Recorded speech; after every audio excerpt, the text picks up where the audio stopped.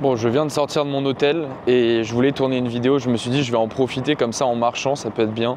J'ai vu que c'était un contenu qui se faisait en ce moment, les gens marchaient et parlaient en même temps. Et c'est typiquement le genre de format que je kiffe. Donc je vais tester.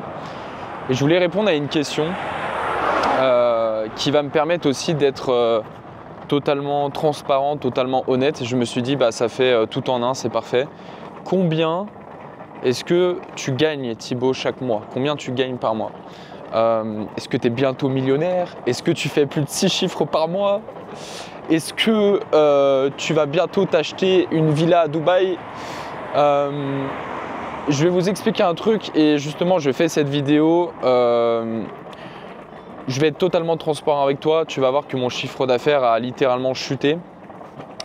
Et au lieu de le cacher et au lieu de me dire bah, je referai une vidéo quand je ferai 100 000 euros par mois et je ferai une vidéo à ce moment-là pour dire ouais je gagne 100 000 euros par mois, regardez-moi comment je suis riche. Je me suis dit bah non en fait autant faire une vidéo pour montrer maintenant le process et dans quelle situation je me trouve. Déjà pour commencer, ce qu'il faut comprendre c'est que j'ai quitté, j'avais créé une société mais j'en ai parlé plein de fois mais je suis obligé de me répéter pour les nouveaux, mais pour faire très simple, j'ai stoppé une société que j'avais lancée avec 2 associés qui était mon business que j'avais fait de base quand je m'étais lancé. Donc c'était du coaching pour les entrepreneurs. J'en fais encore aujourd'hui mais c'est dans une autre niche. Et donc j'avais une société et on était plutôt pas mal parce qu'en 3 ans on est passé du coup de zéro quand on s'est lancé. Donc de zéro à faire 600 000 euros à l'année à peu près. Non, je suis passé par là. Donc grosso modo ouais, je suis passé de 0 à 600 000 euros annuels. Et on l'a fait de façon très stable. J'ai quitté cette société, enfin j'ai vendu mes parts, c'était début 2024 et c'est là où ça devient intéressant sur combien est-ce que je gagne, comment est-ce que je gère et tout. En fait ça a été assez difficile pour moi parce que si tu veux j'ai vendu mes parts de cette société qui continue à tourner et qui tourne encore aujourd'hui, tu vois, qui tourne bien, alors qu'on faisait grosso modo 50 000 euros par mois de façon très stable. Et là, du coup, beaucoup de personnes peuvent se dire mais c'est bizarre de stopper une société qui fait 50 000 euros par mois. J'avais déjà fait une vidéo, donc je ne vais pas le faire ici, sinon ce sera trop long. Mais j'avais expliqué les raisons de mon départ, pourquoi je voulais lancer une société de mon côté. Et donc en fait, en début 2024, je me suis retrouvé, comme à mes débuts, à zéro, parce que du coup, j'avais vendu mes parts. Enfin, je n'étais pas à zéro, mais tu comprends, vu que je relance une activité, je redémarre de 0 € de chiffre d'affaires. Et en fait, ce qui s'est passé, c'est que début 2024, donc en mars, parce que j'avais stoppé entre février et mars, en mars, je me retrouve tout seul. Alors que dans ma société, on était plusieurs, on avait des bureaux sur Lyon, on avait pas mal de choses. Là, je me retrouve tout seul. En plus, j'étais en Asie, donc j'étais vraiment isolé du monde. Et donc, je me retrouve tout seul. Et ce qui se passe, c'est qu'en mars, je ne sais pas du tout quoi faire. Donc, mars de cette année, je ne sais pas du coup... Aïe. Bon, écoute, la caméra a voulu tourner, mais en vrai, le paysage est top, donc on va faire ça. Donc ouais, en mars 2024, je ne savais pas du tout quoi faire. Heureusement, j'avais des ressources financières et j'avais 2-3 clients avec qui je travaillais de façon mensuelle. Donc c'est ce qui me permettait de survivre, entre guillemets, tu vois. Mais par exemple, en mars 2024, vu que je ne savais pas quoi faire, j'ai dû faire entre 3 et 4 000 euros de chiffre d'affaires, tu vois. Et pour certains, je sais que dans ma communauté, il y en a certains qui aimeraient trop faire 3-4 000 euros par mois pour vivre de leur activité, tu vois, simplement. Mais quand tu passes de 50 000 euros par mois à 3 000, ça fait un gros gap. Et en fait, je m'étais déjà préparé, je savais que j'allais avoir ces réactions-là parce que j'ai quand même un certain attachement au chiffre d'affaires que je génère puisque c'est le but d'une société. Mais je savais que ça n'allait pas se faire maintenant parce qu'il fallait que je trouve une idée d'activité et que je sache quoi faire. Et je t'avoue que quand tu passes de 50 000 à 3 000, tu prends un sacré coup. Et surtout qu'il y a aussi un truc qui a beaucoup changé, c'est qu'en fait, avec ma société d'avant, en fait, quand on faisait 50 000 euros, on les faisait de manière très simple et très régulière. Tu vois, c'était très régulier. Et j'avais pas besoin de travailler pour faire ces 50 000 euros. Pour faire très simple, là il y en a ils vont pas comprendre, mais comment ça t'as pas besoin de travailler? En fait, on était 3 associés, on avait à peu près 15 personnes qui travaillaient avec nous au quotidien dans l'équipe. Des closers, des coachs, des setters, des personnes pour nous assister sur certaines tâches, des community managers. Donc, ce qui se passait, c'est qu'en fait, je pouvais faire 50 000 € dans la société sans travailler, tu vois. En fait, contractuellement, je devais faire juste un coaching de groupe par semaine avec mes clients. Mais si je faisais rien d'autre, je savais que il y aurait quand même eu 50 000 € en plus dans le mois. Après, bien évidemment que ce n'était pas le but de ne strictement rien faire pendant un mois et de se dire maintenant c'est bon, je vis à Bali sous les cocotiers. Parce que bien évidemment, si tu as ta boîte, même si tu as des revenus passifs, à un moment donné, si tu ne fais plus rien, les revenus vont stagner et après ça va drastiquement baisser. Mais en tout cas, à ce moment-là, quand je voulais quitter ma société, on faisait 50 000 € par mois sans que j'ai besoin de travailler. Et là, je me retrouve en mars à faire 3 000 € en mettant beaucoup d'énergie, tu vois. Et c'est vraiment ça qui a changé en fait. Parce que forcément, quand j'étais dans le mentorat, c'était le nom de notre société avec mes associés, j'étais plus sur l'opérationnel. Tu vois, l'opérationnel, c'est quand tu as besoin de faire les choses, tu as besoin de faire les tâches. Quand tu es dans l'opérationnel, c'est souvent le cas quand tu es freelance et que tu te lances en tant que micro-entrepreneur. C'est quand tu vas faire ta comptabilité, ta prospection, tes appels de vente, tu vas délivrer tes clients.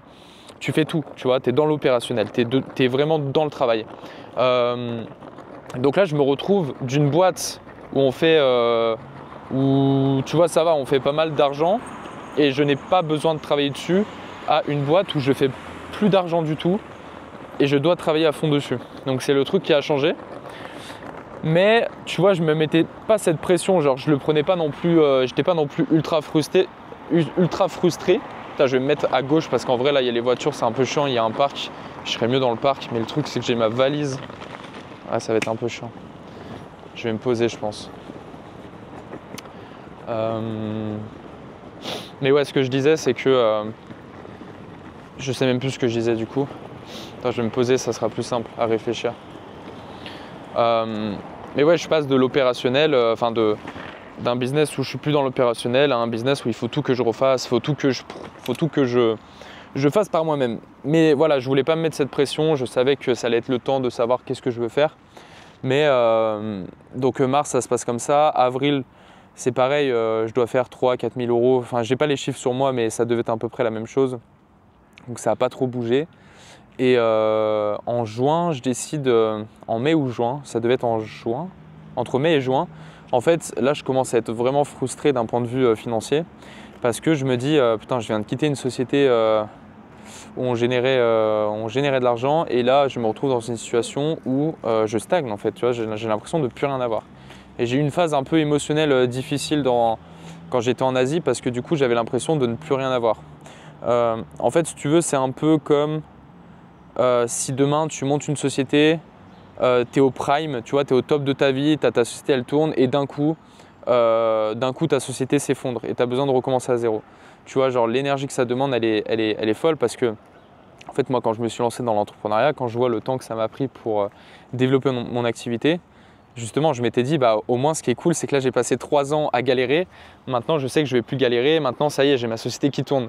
Et là, du coup, je me suis retrouvé dans la situation où je dois tout refaire.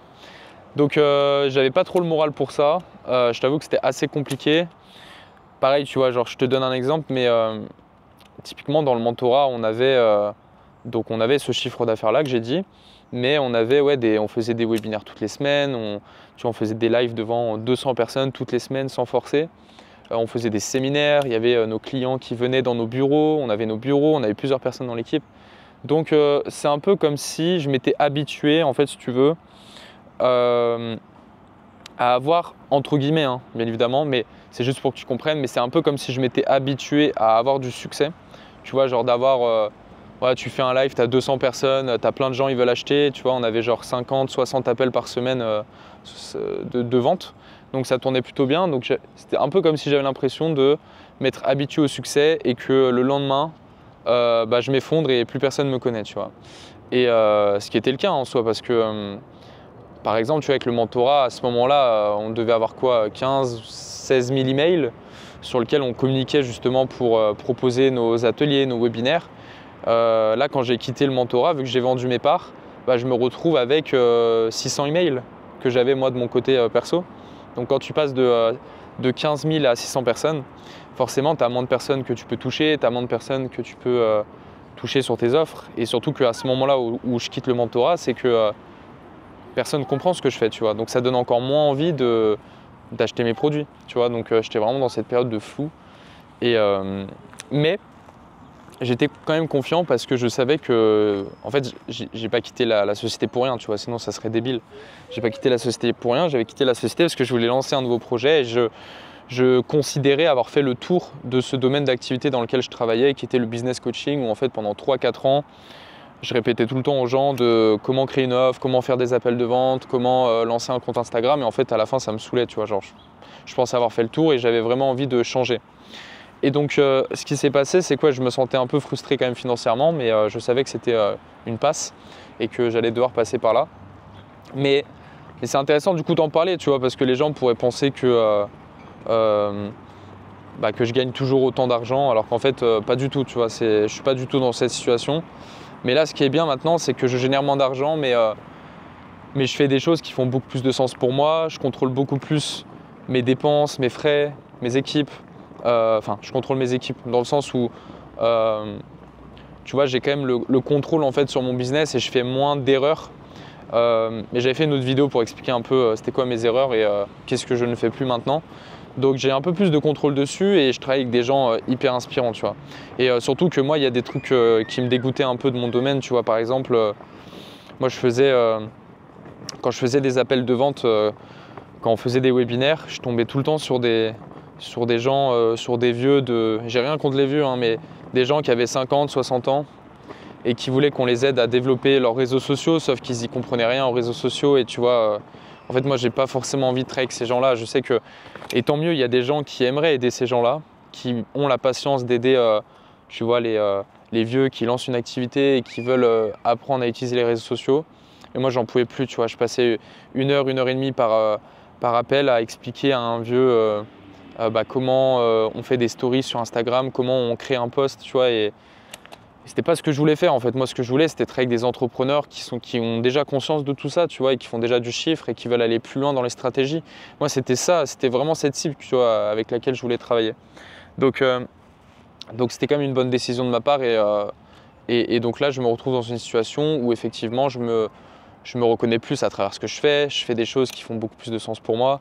Tu vois, j'ai eu plusieurs opportunités, peut-être que j'en ferai une autre vidéo, mais je me suis lancé à fond dans les challenges en ligne. On avait déjà une bonne expérience avec les challenges, on en avait fait pas mal avec le mentorat et en fait j'ai décidé de consacrer tous mes efforts là-dessus parce que dans les challenges en ligne, je trouve il y a un vrai potentiel. Tu vois, challenge en ligne, c'est un système dans lequel tu vas passer plusieurs jours gratuits avec tes prospects et tu vas leur apporter de la valeur et à la fin, tu vas vendre ton offre.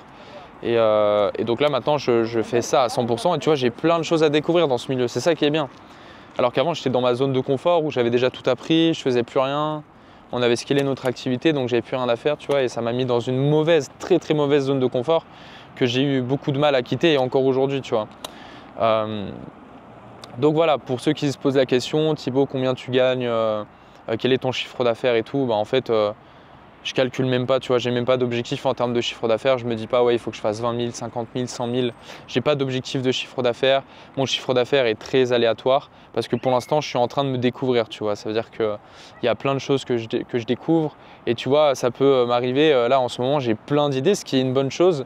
Mais en une semaine, il peut se passer plein de choses dans mon business. Il y a plein de choses qui peuvent évoluer. Donc pourquoi se mettre encore la pression du chiffre d'affaires étant donné que dans tous les cas, il y a plein de choses qui bougent personnellement pour moi, mais aussi dans ma boîte. Donc voilà, après en termes de chiffres, pour ceux qui veulent du concret, je vais être honnête avec vous, là j'ai pas les chiffres sur moi, ça veut dire que je sais même pas exactement combien j'ai pu faire, et je suis beaucoup plus détaché de ça qu'avant. Avant, toutes les semaines, on se définissait des objectifs de CA. Et tu vois, là j'ai dû faire, donc comme j'avais dit, 3-4 000. Après, en mai-juin, j'avais essayé de lancer un projet et ça avait un peu décollé, j'ai fait un mois à 10 000. Donc là, c'était cool parce que c'était un mois à 10 000, mais c'était un mois que je faisais à moi, tu vois. C'était 10 000 pour moi. C'était pas 10 000 de chiffre d'affaires, mais en vérité, il me reste 500 €. Donc j'avais fait un mois à 10 000.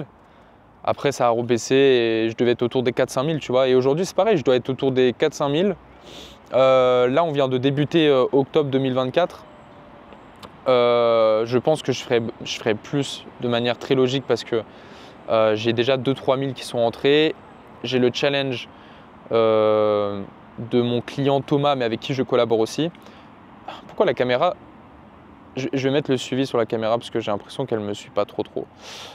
Mais ouais, du coup, on a le challenge de Thomas qui débute là à partir de lundi, quand je vais revenir en France. Du coup, on va faire du cash aussi dessus. Et après, il reste tout le fin octobre pour aller faire d'autres ventes. Et on a lancé un projet en commun avec Thomas qu'on est en train de développer. Donc, c'est sûr que maintenant, mon chiffre d'affaires va augmenter au fur et à mesure. En tout cas, si je me donne les moyens et que si j'ai une bonne vision par rapport à ça et que j'ai de la clarté.